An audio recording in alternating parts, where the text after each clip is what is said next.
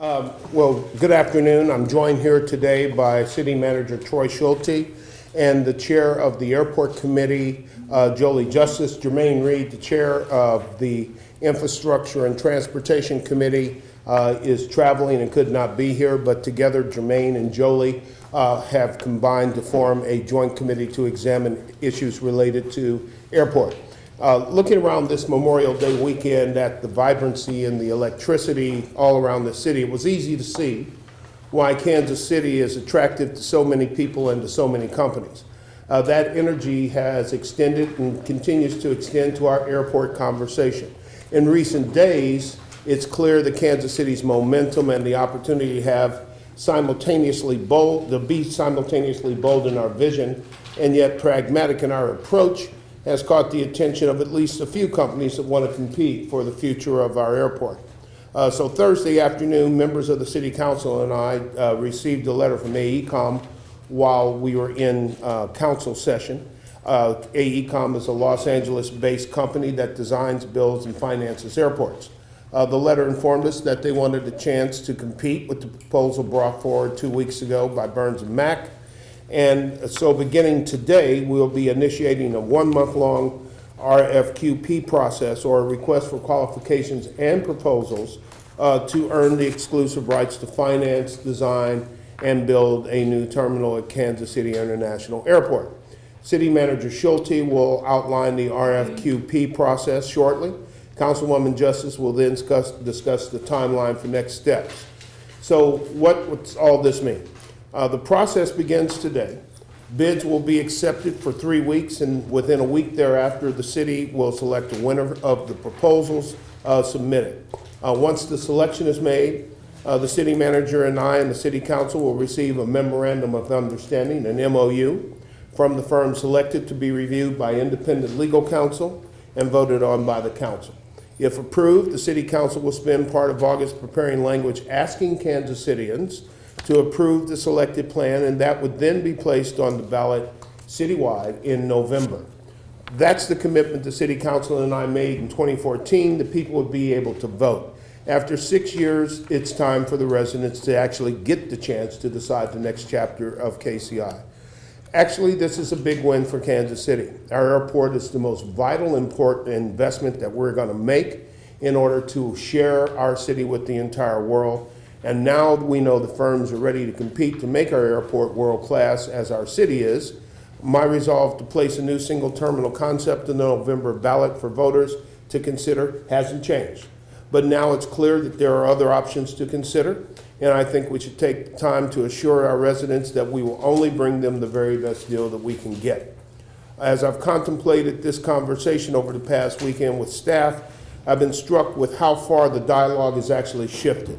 Most people I've talked to over the past few weeks and months are no longer focused on the if we need a new single terminal, but how do we get there? And in fact, so many people are focused on the how and not the if, makes me feel like this journal has been worth it already. And now our city manager will walk you through the requirements of the RFQP. Thank you, Mayor. Today, the city's Procurement Division of our General Services Department released a request for qualifications and proposals. It is number 062017. I have copies here if you're interested, for a design, build, and finance proposal for a new single terminal at KCI. I want to emphasize, as the mayor did, this is not a privatization of the airport. We've heard that from folks in the community. This RFQP specifically states the city will maintain ownership and operations of the airport. It is simply a design, build, finance option to construct a new single terminal. Given the interest of another firm to design, build, and privately finance, we are opening up the process to solicit proposals and competition to design, build, and privately finance the construction of the new terminal. We have heard from one firm. We think there may be other firms that express an interest, so this is the best way to deal with that issue. The RFQP has all the components we want in a new terminal and what the airlines agreed to and recommended to the City Council last year. And that is to design, build, and privately finance a new 750,000 square foot terminal that improves the convenience of the current terminals, provide at least a 6,500 spot parking garage in close proximity to the new Terminal A, Separated areas for curbside pickup and drop-off. Includes 35 gates, but is expandable to 42 gates at a subsequent time. Reflects the design approved by the airlines a year ago and reflects the financing approved by the airlines in Exhibit L. As part of the RFQP, we have attached Exhibit L so that they have full transparency. In addition, we reference all of the historic proceedings that led us to the development of Exhibit L, which are reflected on flykci.com. So all that information is available for proposals. In addition to the projects, the physical requirements of the proposal, we have asked for the proposals to contain how they will utilize local construction workers, pay prevailing wage, meet or exceed the city's MBE, WBE, or DBE participation requirements, as well as job training for local workers. And we have the proposal requires the disclosure of principal financiers for private financing, and also says the city retains the right to exclude or apply good character references for proposals in that issue. We would not have sacrificed that under the other proposals, so we exclude that or add that as well. We also, part of it, our standard process is any new facility has to be LEED Gold certified or equivalent, and has to have a 1% of the vertical construction set aside for the arts, 1% for arts program. As per our normal RFQP process, there will be 3 weeks for proposals to be submitted. That proposal process started today, earlier this afternoon. Proposals will be due to the city at 4 p.m. on Tuesday, June 20th. Tuesday is our standard procurement solicitation date. After that, the proposals will be evaluated. We have asked all of the interested proposers to be in town on June 22nd to make presentations and be available for interview with the selection committee on June 22nd. Again, our standard procedure outlined in our code of ordinances is that the aviation director will serve on that selection committee, as will the co-chairs of the affected committees, Councilwoman Justice and Councilman Reed and myself. Again, that is a standard qualification-based selection process that the city has employed hundreds, if not thousands of times for large-scale projects. In addition, we have invited to participate in an advisory role the airlines consultant from Air Pros, Mr. Lou Solomon, and the local attorney Charles Renner, who's been hired by the council to review all of those proposals. So they will be asked to participate. Under our ordinance, they're not allowed to vote, but they're allowed to serve on the committee and make recommendations to staff, as will other aviation staff and legal staff be a part of that process. Once a proposal is selected, the council will still have to negotiate and adopt an MOU, and the process will continue just as we've outlined previously, with the council adopting ballot language and residents ultimately deciding with their vote. So that is the process. We will also incorporate into the best and final offer what we call a Swiss challenge, which is a best practice recommendation process that allows Burns and Mack, as the original respondent of an unsolicited proposal, to meet or exceed any offer that's brought forward at their discretion before making a final recommendation to the city council. So that, in a nutshell, is the process. It is our standard procurement process. It will require that the process shift by about a month. Instead of making a June 15th deadline for an MOU, we are probably now looking at a July 15th deadline. So happy to turn it back to the mayor or Councilwoman Justice. Councilwoman Justice. And so while this procurement process is taking place, we've spoken with Councilman Jermaine Reed, who is the chair of the Transportation and Infrastructure Committee and co-chair with this joint committee. And we're going to continue to hold the joint committee meetings that are scheduled, with possibly addition of more meetings. We think that this has been a productive dialogue that we've had in the community, and we want to continue that. So the next two meetings, so everyone knows, are June 5th and June 8th. Of next week. June 5th is at 5:30 p.m. at the Bruce R. Watkins Cultural Center, and June 8th is here at City Hall at 9:15 in the morning. We are also going to continue as a council to work with our outside legal counsel that we have retained on the Memorandum of Understanding. At this point, we have instructed our outside legal counsel to stop all negotiation or communication with Burns and Mack, so that we as a council can communicate with our legal counsel and get a memorandum of understanding to the place where we are comfortable as a council. And so my hope is that during this process, while the procurement process is taking place, that our council with our outside legal counsel will put together a document that sets out what we are going to require in a memorandum of understanding, so that when the bid is eventually made and given, that we will be able to start working with whomever the winning party is, so that we can move forward in a timely manner and keep that November election. Well, thank you. That concludes what we have to say. Questions? Mayor, this Yes. sounds in general like the Burns-Mack proposal. The bid qualifications, the scope of this bid sounds very similar to what Burns-Mack is offering. Is Well, that fair? the idea is for them to come up with a better plan. And right now, that's the plan that's on the table. And if someone has a better plan, then they are being asked to submit that plan. So essentially, Burns and Mack has right to first refusal, is it? Yeah, in our Swiss Challenge proposal, because they brought us the unsolicited proposal that we initially accepted and brought forth to the city council, now with the procurement process, with the formalized procurement process, again, it's a Swiss Challenge that simply says, under our best and final offer, Burns and Mack has the right to meet, they can choose to meet or exceed any of the final proposals. So if there's a proposal that comes in that Burns and Mack can't financially meet, they step aside. But if they want to meet it, then it ultimately comes a decision of that recommendation committee whether to go to the Burns and Mack proposal or the outside proposal. But it gives them an opportunity, because they did the work on the front end to develop that process.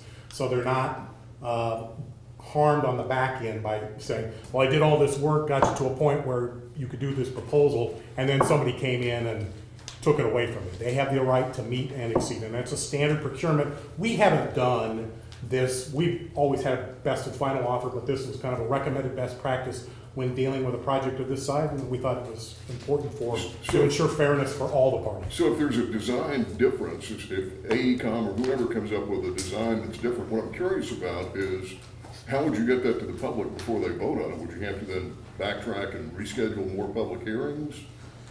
What we have asked them to do is to continue that process. That one of the things that will come out of that process is and what we have specifically asked for is their timeline for when would they have a guaranteed max price. So that will all be built into this this new proposal process. We've got the known timeline identified by Burns and Mack, but we will look at other proposals that come forward from other potential proposers and see what that time. Ultimately, that timeline, if selected, would be the one brought forward for the city council to consider. That may or may not coincide with, in terms of the information that was originally a part of the deal that would drive the November date. We'll have to see what we get from the proposal process. So it's too early to tell exactly what we're going to do. And Bill, the first time I ever heard of a Swiss challenge was when Lynn Horsley either tweeted or retweeted an article talking about what happens when you get an unsolicited bid, and two things have come out of that. The Swiss challenge was certainly one of the things that was mentioned. When you do that, you're supposed to go out and you have this whole RFP process if you decide to go that route, and a Swiss challenge then becomes the standard practice. The other thing that was mentioned was hiring outside legal counsel. So we've done that, and we're doing the Swiss challenge, and those were both things that were highlighted in the article that was circulating around. Why wasn't this done at the outset? Why not do a bidding process from the outset? Well, first of all, the best bid that we had was from the airlines. That was on the table since April of 2016. That was the best thing that was out there. Secondly, we were approached by several infrastructure banks who offered to do a public-private partnership, and every one of those included either some level of operational control or ownership of the airport. Frankly, we never even actually thought about the issue of private finance until Burns and Mack came up with the idea of private finance. Once they came up with the idea of private finance without control, without having any ownership in the airport, then that became the best deal. Now that's smoked out other people who want to compete, and we'll find out if they're the best deal. So it's been a process, and it wasn't done because simply, I don't think anybody has been doing it. Can you, Mayor, explain why, and maybe Troy too, why there's not a public financing option as part of this? And you just said it was a good idea, but I'll let Did you Troy not do it. ask for an RFP that said, give us a private financing option and a public financing option so that you could compare the costs? The private financing option, we were proceeding down the public financing approach because it is your longest term, cheapest alternative, cheapest form of financing. But the private financing option took any real or perceived risk of taxpayer exposure, which is part of our community conversation. We kept coming back to, well, why am I voting for it if I don't have to pay for it? So we think that would move that conversation forward to say, this process, this private financing, if they can structure a deal within what the airlines had agreed to, which was a public financing approach, eliminates that huge issue with the public was, well, why am I voting for it if I don't have to pay for it? Right, although you knew that was always the case Right. even before. Right. But it So actually I'm just took it asking- off the conversation. So I'm just asking whether there was any discussion of asking for RFPs that have a public and a private option, so you can compare the costs, and you may go private, you may decide that's a better way, but you don't have, that's sort of precluded in this document, it seems non-negotiable. I'm just wondering if other than the voters, convincing the voters of something they already knew, there's no other reason to do it. I think that's the part of it. The other one was, until the Burns and Mac proposal came forward, all of our conversations that the mayor and I had been involved in showed private financing that could not meet basically the public financing proposal that had been authored by the airlines. So it was only when the Burns and Mac proposal said, oh, by the way, I can deliver the project the airlines want with private financing at a number that assumed public financing, that conversation shifted. We were heading down the path of a But you traditional don't think public that, financing with the approach. final question, you don't think that a public-private comparison would yield any? No, because we basically know that the public cost would have been 1.2, would have required the city to issue 1.25 billion in bonds. So we knew what that that public price was. So if this price can deliver that same terminal at or below that cost without any real or perceived risk to the taxpayers, it's the better proposal. And faster. Yeah. So you got a second letter from AECom, and they offered to propose a DBF. Yeah, it was not a second letter, it was just a follow-up conversation. We would be interested in doing a design build finance, and then we'd heard rumors that there may be yet another one. So at that point, it became a situation where it was more than just a single proposal. We had an obligation to explore the market. Can you explain why this new single terminal airport will be more convenient for travelers than KCI is today? Whoever wants to take it. Sure, there's several points. First of all, the parking at KCI has become somewhat problematic. There are 6,000 spots scattered around 3 terminals. The new terminal would have 6,500 spots right in front. Secondly, whereas now pickup, delivery, everything is done on maybe 3 lanes adjacent to the curb and then another 3 on the other side of the median. The airport would separate, the single terminal would separate arrivals and departures, making that more convenient for particularly pickups, where now if you want a taxi cab, you have to find a telephone inside KCI. Otherwise, you'd be in the taxi cab line like at other airports. Thirdly, the technology that has come to the fore is not currently something that is being used at KCI. As security changes take place, KCI is unable to adapt. There are some gates that simply cannot do pre-check because they don't have the ability to do pre-check. Every other airport you can do pre-check, and pre-check's becoming pretty popular. And the distances walked, not significantly different. The ability to get more flights, I think, is very definitely a convenience factor. It's certainly more convenient than my last flight to Oklahoma City. That took about 6 hours. And frankly, after I found out I probably could have driven there in 5 hours, I should have been better off driving. So more flights projected as a result of more transfers in and out. The expansion of the airlines offering more opportunities, similar walking distances, places where you can actually eat and buy coffee inside the secure area, better parking options, better pickup and delivery options, more amenities inside the airport. All of those things are convenience factors that will be present while not leaving any of them. The baggage system, for example, will be more convenient, particularly when it comes to leaving your bags and not having to drag them from the check-in gate to wherever it is that you have to leave them and deposit them. So there are a lot of convenience factors. One thing that I can tell you is that at least with the proposal that's on the table, convenience is one of those things that certainly will not be ignored, since that seems to be the main issue in a lot of folks' minds. So a lot of attention and effort will be put into making this the most convenient. Also, taking advantage of some of the technological advances for passengers would be convenient. More places to sit, more places to charge, more places to do things. A UFO club for our armed forces, which you currently don't have. Gates and convenience things for the people who have those fancy airline club things that we don't currently have. All those things are conveniences that would be available. So do you have any commitments at this point from any of the airlines that they would increase routes, or possibly airlines that don't come to Kansas City would come to Kansas City? The commitments from the airlines was stated in April of 16. We want to expand here.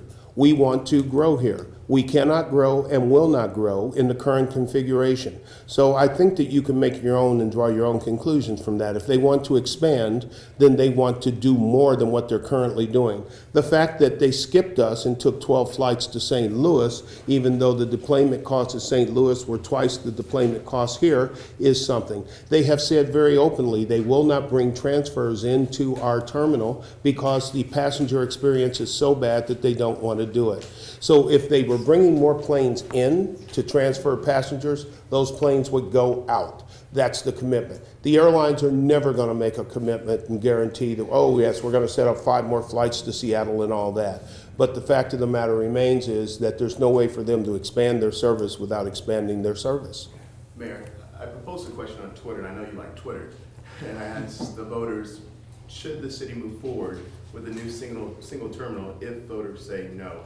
Will you guys move forward if voters say, no, we don't want a single terminal airport? Nope, we will not.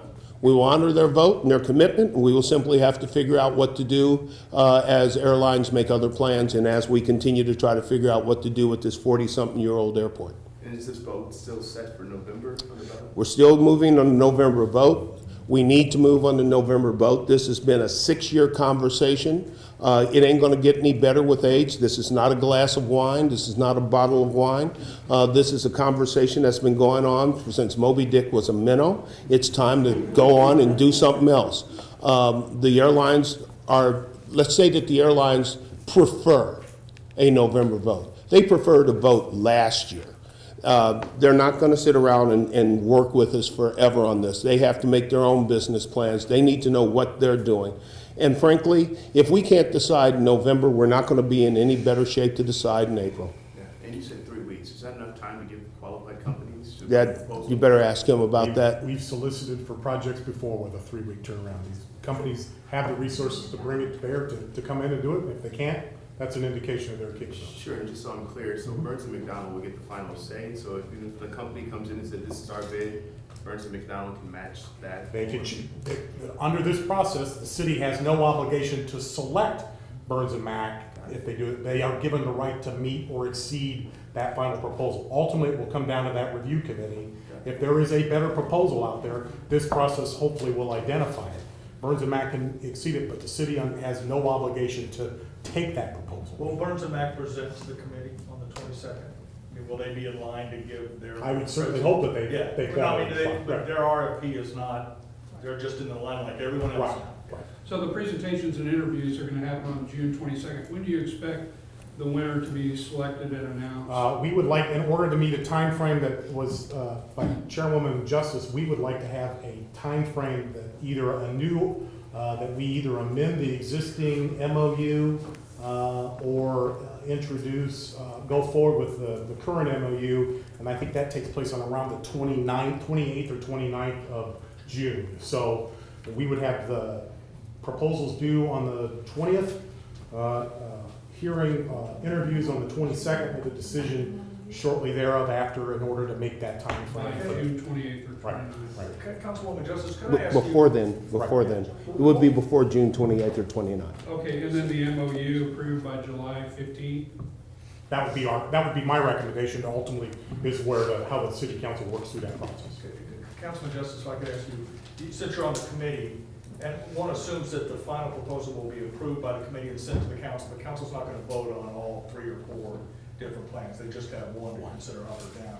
What are your criteria for judging these proposals that you get? And what, some things might be more important than others. Is it design? Is it finance? Is it speed? How are you and your colleagues to judge one proposal against another?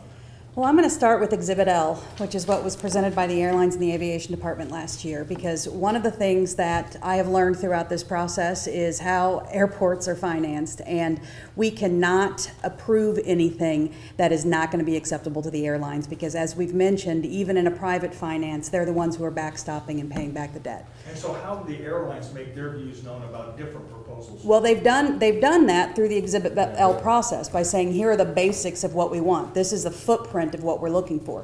Additionally, through the conversations that we've had, both through public hearings, with council meeting individually, with our outside legal counsel, there is a whole list of things that we want to see as a city. We want to maintain operation and control and maintenance. We want to make sure that we're going to meet or exceed all of our MBE, WBE requirements, the job training. The things that are listed in the RFQP are going to be the things that I'm looking at. Is there any one that's more important than the other? I mean, somebody may come in with a great design but lesser financing. Someone might have great financing, but the design may be off a little bit. I mean, you've obviously got to make some subjective judgments, right? And I'm just trying to get a sense of what your hierarchy of needs is. And I have to tell you that personally, and I'm only speaking on my behalf, I've gone through one of these RFQP processes before as chairman of the airport committee, and there's not one thing that bubbles to the top. It's a combination of all of the things that are there. And so what we want to find is what is the best deal for the city. And so that's what I'll be looking at.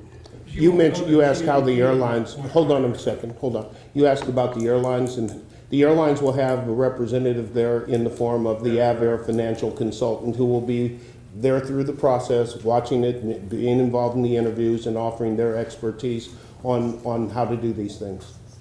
The proposals won't include, of course, GMPs or rate of return on equity. No, it will require a timeline.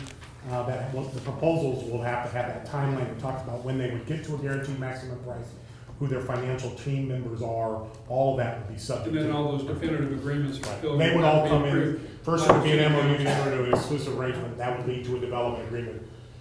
Just the process just basically shifts from right now working on it with Burns and Mac, delayed a month, and then it comes back up. But that same process would move forward. The RP does not include a time of completion. One of the things Burns and Mac talked a lot about was we could do it faster and cheaper because we could do it faster. But you're not setting any limit on that. Nope. Is that a competitive thing, Troy? That may be an issue of saying they can deliver it a little bit cheaper, but not quite as fast. So that's part of that process we need to look at, which is the overall best proposal for the city. So that's a big subjective judgment. Right. Because a lot of the people in Kansas City like the airport the way it is, they find it convenient. We talked about convenience. Why would a new terminal with all of the stuff that you listed, Mayor, why couldn't that be done in the same form that the airport is now? Well, going back to April of 16, when the airlines made the report after 2 years of investigation and going through 50 different iterations, and having come in thought that they could do all of this through a major remodel, they concluded that they could not do a major remodel and meet the needs. It's a 72-foot wide facility that cannot be expanded. It's like buying a 5,000 square foot, excuse me, please. It's a 5,000 square foot house that's 50 feet wide, okay? You got all the square footage, but it's totally inefficient. So that's what they decided that they wanted to do, was that they could not expand here with the current configuration, and a remodel would be more expensive than a rebuild. So they came forward and said, we will pay $964 million. We will make sure that that money is available through backstops and whatever other methods to have a single terminal. That is all we will be inclined to pay for. That's what we need in order to expand. We want to expand here. That's it. So the option is we either take our chances on remodeling and seeing if the airlines are true to their word that they cannot expand here with their larger planes and the other things that are needed, the larger waiting areas, or which cannot be done in the current facility, or we build a new modern terminal that truly reflects the image and the personality of this city, that's much more efficient, that yields more tax revenue, that is going to last for the next 40 years, whereas this one is only for the last 40 years. And in order to make it last for the next 40 years, we'd probably spend $500 million over that time putting patches on it so that we could then build a new terminal then. Answer your question? It did. Thank you. And Mayor, that's the box, $964 million, or is it the 1.2 that you mentioned that it was the? The $964 million was the all-in 2015 number for construction costs to build that single terminal. The cost associated with the public financing in terms of carrying costs was $1.25 billion. So the bogey that they're trying to hit is that, and which the airlines have agreed to finance, is that $964 million in 2015 number. Well, just so I'm clear, 1.2 million was the public auction with financing? 1.25 would be carrying costs. We pay significantly more in terms of the total Yeah, financing. I was gonna say, it's 2.5. We would actually sell 1.25 billion in bonds Bonds. to finance a $964 million term. Okay, why would that be? Because you have to sell bonds to pay interest. Because of the deferred, you have to carry what they call capitalized Debt service interest. reserve. So they get Okay. debt So- service reserve, all those issues. So you don't need any of that in a private No. financing option? How they get to it and can deliver us $964 $1 million. billion construction fund? Right. So they may not have to carry debt service reserve, we have an obligation to carry debt service reserve, and that's 10% of the project cost, so that's $96 million right there. So is it gonna be more expensive for the person who uses the airport, whether they pass through or you buy tickets coming in and out of Kansas City with the private financing versus public? No, it's going to be the same figures. Again, the reason that Exhibit L is attached is because that's the target that we're shooting for. Right. And Exhibit L lays out, and as well as the conversation that is videotaped, it's about an hour and a half long on the website kcmo.gov/airport. Look for the video from the April 6, 2016 meeting. The same financial package, revenue streams are the same, one way or the other. They're no different than what the airlines propose because that's what we're shooting for. That's the target. And those streams are going to be increased concessions from restaurants where you eat, increased coffee from Starbucks where you buy, about a $2 to $4 increase on fees on tickets, parking, which would be available, but parking's always going to increase. We're planning to increase parking by $1 later this year, and I think there's another plan for how long down the road? $1 by 2022. Another $1 by 2022. Those are in place regardless of what happens with the airport. All of those revenue streams are going to be made available. But also think about this. As you have more people coming through the airport, and we're doing pretty good by having more people there, but consider as the airlines expand and get larger planes and they actually use it more as a transfer point, because most things are point to point now, then there's more people there spending more money doing things. So that's the revenue stream that will pay back the debt. And it's no different with the public option than the private option. So ticket prices, if they were gonna be X with the public option, will still be X with the private option? Ticket prices are not determined by that type of thing in the first place. Ticket prices are determined by competition, fuel costs, and where you're going Well, and but the time of the year. There's also taxes coming in and out of airports, or coming into airports, that is passed on to the consumer. So will the airlines come in here and jack up the ticket prices because? The ticket prices will not be affected by this. There's only so far you can go. We are in the lower third of what it costs on a ticket in terms of fees. Even with an increase of $4, we'll still be in the lower third of all airports in the country. Again, I really would recommend that you take a look at the April 16 airline conversation. A lot of these questions are there, and they even have nice charts and PowerPoints where you can use those as your graphics if you'd like. So at the end of the day, now that this has gone out to a bidding process, is this whole process really just to eliminate a perception on the behalf of the public that their taxpayer dollars aren't being exposed as a result of doing a new terminal? Is that Nope. really what this exercise is? No, we could have, in my opinion, we could have overcome that with a vigorous campaign. I think we could have explained that. As a matter of fact, I think we were doing a fairly good job of explaining it anyhow. Once people realized what the financing process really was, they would go, oh yeah, okay, now I get it. I thought we were going to use money for schools or something like that. No, once they hear that that's not the case, then I think perceptions change. No, this is a process that's designed to get us the best deal. And if the best deal comes through and Burns and Mac matches it, then we've still got the best deal. If the best deal comes through and Burns and Mac doesn't match it, then we still got the best deal. Well, Mayor, just so we're clear, if you're right that it had no impact on the voters, this process is not about the November vote, which I think is what you just said.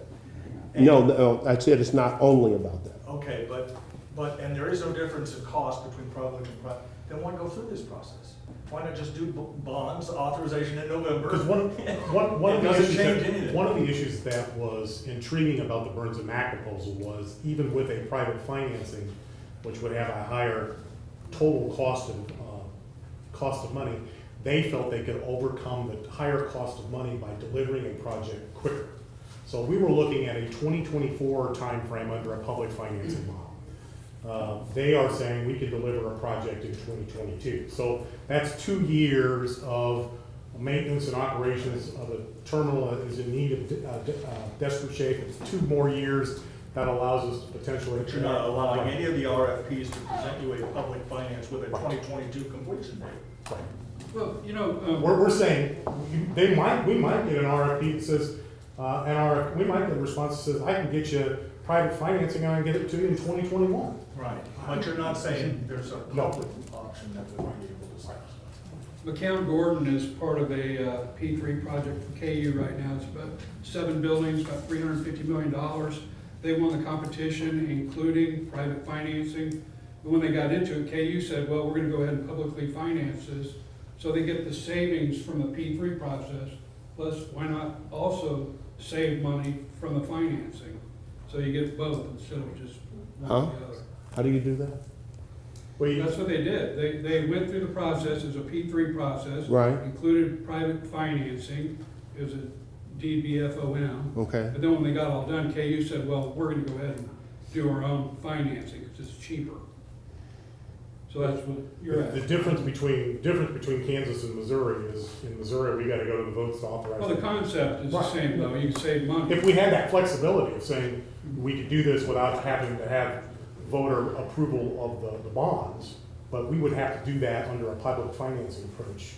And that was the whole argument of how do you, as the mayor said, how do you come over that perceived or real risk of taxpayer exposure, which was always part of the conversation moving forward for the last 5 or 6 years. Why am I voting for it if they don't have to pay for it? You know, even at the outset, back in April, we knew that the old perception issue was an issue, which is why I asked the airlines if they would consider just giving us a big check with $974 million on it to at least present the image that they were paying for it. They didn't want to do that. But the other thing too is that whatever debt is publicly issued does go on our books as a debt and we carry it. We don't have to do that with private financing. You know, not only that, a lot of people have stepped forward. Congressman Graves has indicated that he has some respect for this approach. Other people have indicated that they think this is a good approach. This seems to be the oncoming approach where private companies are offering private financing on infrastructure. This is one of those few times where it does make sense. You can't do private financing on Main Street, okay? There's no way to get the money back unless you levy a tax. This is very clear. It separates the financing from the public and no, absolutely no exposure. We don't have to carry it on our books. We can get the airport built quicker and faster, and we get public works people working in the city on a local basis. But the most significant factor continues to be, right, just people's perception of the convenience of the airport, right? And that design is essentially the same, right? How is this going to change all this, you know, the process going through, change the perception that people have that you're trying to work against on the convenience of the airport? They'll be consulted just like they already are being consulted. You know, convenience has to be defined. What some people say there's one type of convenience and another. As the plans go forward and the designs are finalized, there will be a whole lot of talk about what convenience factors to engineer in. We've already talked about some of those convenience factors right there already. Forgive me for being of course here, but Then don't do it. That's cruel. Somebody call PETA. one more time, if whomever comes in has to beat Burns and Mack, and Burns and Mack has got the final right of refusal on this, then why isn't this window dressing? Because somebody may come in and beat Burns and Mack can't beat them. It's just that simple. Burns and Mack has a right of first refusal. That doesn't mean they have an obligation of first refusal. So if somebody comes in and says, look, we can do this in the same time frame or shorter at $100 million less, and Burns and Mack says we can't top that, then all of a sudden we got a new deal. And then so when people said, this is no bid and this, we don't think that this is right, at the beginning of this, people would not have said, Burns and Mack, you're here, we're gonna do an RFP, you'll come. I'm sorry, I didn't follow your question. I said it before. At the beginning then, if you had Burns and Mack out there and you were sensitive or aware of the potential of criticism for it being a no-bid contract, at the beginning here, 3-4 weeks ago, whatever it's been, why not say we have received from Burns and Mack and announce this sort of bid policy at that point and avoid the charges that the fix is in for Burns and Mack? Well, because Burns and Mack came, and as you know, you're acting like there's a big time gap here. There wasn't. We weren't planning to announce any of this until the 17th when everything was laid out and we had some idea. We got outed in the press on the 11th. We had to move everything up. And since that time, we've simply been trying to meet a timeline. We never said that we weren't. We got the letter from AECOM saying that they wanted to do it, and nobody else ever indicated any desire to do it until they did. Once we know that there's somebody else out there who wants to do it, again, everything that we've gotten said ownership and control. That was a non-starter. So this is a unique type of a plan, and by then having this plan and then responding to AECOM's request, we're doing exactly what we think we should. And it's a better outcome, right? I'm sorry, which one of you? Just real quick, ownership and control being a non-starter for potential bidders, just to be clear about that. For potential bidders, for anybody. Okay, Yeah, no, yeah. that's all. I'm just asking you, this is a better outcome, isn't it, than it was 2 weeks ago? That you have competition. This is what you want in Kansas City, right? We want competition, but the outcome is yet to be determined. We could wind up exactly where we are today. We don't know. You won't be any worse, right? No, we won't be any worse. off at all. No. So this is a better deal for Kansas City. It's a good deal for Kansas City. It's always a good deal for Kansas City to work. So Yeah. what's the monetary benefit to Burns and Mack or whoever you decide to do this? That is something that we don't know until we get to the guaranteed maximum price. Okay, so Burns and Mack builds this for $1.2 billion or whatever it is, let's just say. And so what, If they come back with 1.2 billion, then we're probably going to have a problem. well, but whatever it is, I'm just throwing a number 964 million. out. 964 million, they do it Okay. for 964 million. How much, so you're gonna guarantee to pay them X amount over that, or allow the airport to pay them X amount over that for? The deal that's in place with the airport pursuant to Exhibit L says $964 million paid back at $85.2 million a year for 30 to 35 years. Same deal with Burns and Mack. Nothing's changed. Okay, so Same deal. the city's not losing any money potentially down the line? We don't lose any money either way. Traditionally, a design architectural professional owns 8 to 10% of your project costs. Yeah. So if you assume $964 million project, 8 to 10% of that is usually the range at which the design firm has to handle all the architectural fees, all the project management. So they're working within that issue. What they do is say, for the right to design and project manage the facility, I'll also give you private financing at that same price. That was what was the intriguing Okay, idea. so it's not gonna be like the money that whatever Burns and Mack would make on it would go to the city if it was private, Right. public financing, No, so there's no difference in that? No. We would just do it through a standard procurement process, which adds time and it opens it up and it adds, so we would have probably said, if we got authorization for the bonds, we would have done a design build process and incorporated in that would have been not only the construction. Right. So all we've done is just say, oh, and by the way, we potentially accelerate the project and deliver it for the same price we would have delivered it under a design. Okay, guys, we're at 45 minutes, let's go for a final question, please. Yeah,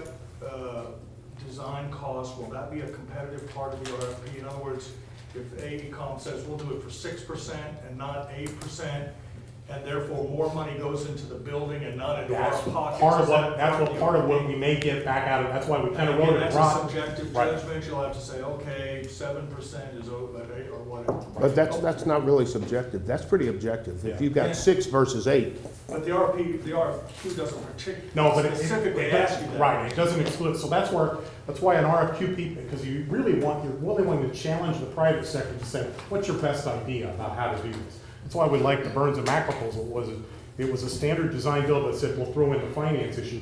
There may be another option that says, I'll design, build, finance it, and my project delivery cost, instead of being 8% or 6%, then allow us to do More building, earlier, Right. all that stuff. So that's what we'll look at as part of that review That's why it's process. good for Kansas City, right, Troy? So, that's what I will look at. What part of this process evaluates the ability of the bidders to actually line up the financing for these proposals? That will come in as part of the due diligence as we go for the design, as we go to head towards the development agreement. They'll have to submit their capital stack for review and approval. We have also incorporated in the RFQP that says the city retains the right to say, we don't like your capital stack. There's questionable, what I call the good character provisions in there that says, we don't like who your capital stack is, we're not proceeding with those issues. So that all comes, not necessarily in the MOU, but comes in the development agreement. And that's a judgment call again in terms of capital, it's all that. Thanks a lot, folks.